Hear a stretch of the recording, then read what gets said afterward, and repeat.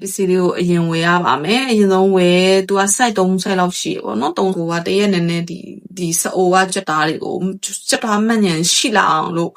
ဒီလေ့ကျင့်ပေးရပါပေါ့နော်ဘာလို့ဆိုအိုကဟယ်လိုမိမတို့ရေမင်္ဂလာပါဒီနေ့ကတော့အနောက်ရက်တို့ခရီးသွားမယ်ဆိုတဲ့အကြောင်းလေးကိုကိုတီတလောက်လေးရှင်းလုပ်ပေးချင်လို့ပေါ့နော်ဒီနောက်ပိုင်းမှာလည်းဒီအကြောင်းလေးတွေကို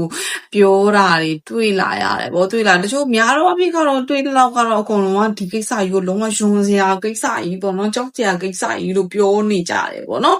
အဲ့ဒါနဲ့ကိုလည်းစိတ်ဝင်စားရင်မှရှာကြည့်လိုက်တဲ့ချိန်မှာဒီကိစ္စကလည်းအရန်ကြီးကြောက်စရာယွန်းစရာကိစ္စမဟုတ်ပါဘူးလက်ခံနိုင်တဲ့လူတွေကလက်ခံနိုင်တယ်လို့လက်မခံနိုင်တဲ့လူတွေကလည်းလက်ခံနိုင်တဲ့လူတွေကိုယွန်းစရာအထူးဆန်းအနေနဲ့သူတို့မမြင်သင့်ပါဘူးပေါ့နော်ဒါကြောင့်မလို့ဒီဘယ်လိုပြောမလဲ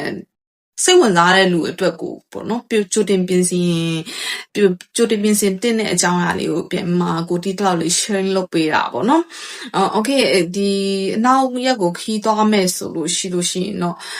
ကြိုတင်ပြင်ဆင်မှုကလောက်ထားမှပဲဒါကပျော်ရွှင်စရာကောင်းတဲ့အရာတစ်ခုဖြစ်မှာပေါ့နော်မလို့ရှိရင်တော့တရားရကြောက်စရာကိစ္စလို့ဖြစ်သွားလိမ့်မယ်။ Okay ဘာတွေကြိုတင်ပြင်ဆင်ရမလဲဆိုလို့ရှိရင်ကိုကဒီပစ္စည်းလေးအရင်ဆုံးဝယ်ရပါမယ်။ Pub Plug လို့ခေါ်တဲ့ဒီပစ္စည်းလေးပေါ့နော်